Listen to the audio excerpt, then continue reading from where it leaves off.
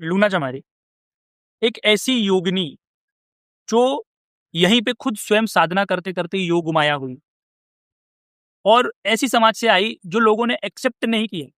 सबसे पहले भारत की धारणा थी लेडीज साधनाएं नहीं कर सकती, उसकी धारणा को उसने तोड़ा और बहुत ही पावरफुल साधनाएं की।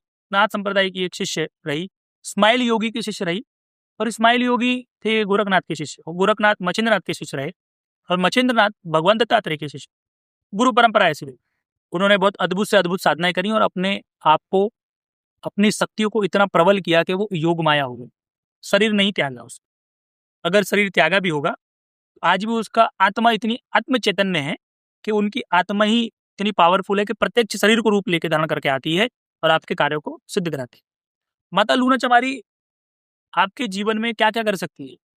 कोई साधक है और उसको अपना बिजनेस बहुत बड़ा ग्रो करना है, और वो महीने में, 3 महीने में, 2 महीने में माता लूना चमारी के अनुष्ठान करते हैं, तो उस व्यक्ति के जीवन में कभी भी उसके बिजनेस में लॉस नहीं आएगा। आप देखोगे उसका बिजनेस बढ़ते जाए। ग्रस्त व्यक्ति इसकी साधना कर सकते हैं। जो व्यक्ति अनुष्ठान नहीं कर सकते, खुद उनकी महीने महीने में 11 दिन की साधना करते रहें, जिससे कि उनके जीवन में उनका बिजनेस ग्रोथ होते रहे, मतलब फाइनेंशियल फ्रीडम आ जाए। दूसरा, कोई साधक है, भटकाव है उसके जीवन में, प्रत्यक्ष सिद्धि चाहिए, वो चाहता है ऐसी रहस्यमय विद्या सीखना जो अभी तक ना किसी गुरु ने बताई है, ना किसी गुरु को आती है, वो मां लूना चमारी की साधना करने लगे। तो मतलब लूना चमारी आपको ऐसी ऐसी रहस्यमय विद्या आपको खुद को सिखाएगी और सिखा के आपको इतना प्रबल बनाएगी कि आपका मोक्ष ही संभव हो। मतलब आपको योग माया भी बना सकती है, आपको साथ में लेके चल सकती है। लेकिन ये है, आप सिद्धि और साधना में डिफरेंस समझ लो।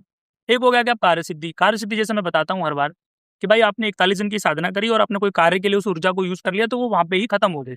एक हो गई इस मंत्र की साधना, आपके ऊपर मंत्र साधना की है, 11 लाख मंत्र जाप की है, आप उसकी ऊर्जा आपको बाद आ रही है, एक हो गई। तीसरा हो गया सिद्धि साधना।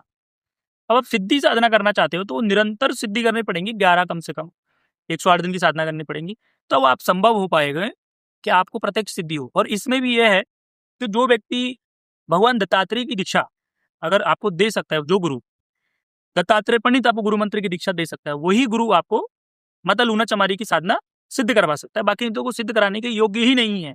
मतलब आपको लग रहा है कि ये मेरे गुरु से मैंने ये मंत्र लिया है और मैं लूना चमारी की सिद्धि करना चाहता हूँ, तो आपको पहले ही समझ में आ जाएगा कि दत्तात्रेय पंडित ने दीक्षा नहीं दी, तो लूना चमारी की प्रत्यक्ष सिद्धि आप भूल जाओ।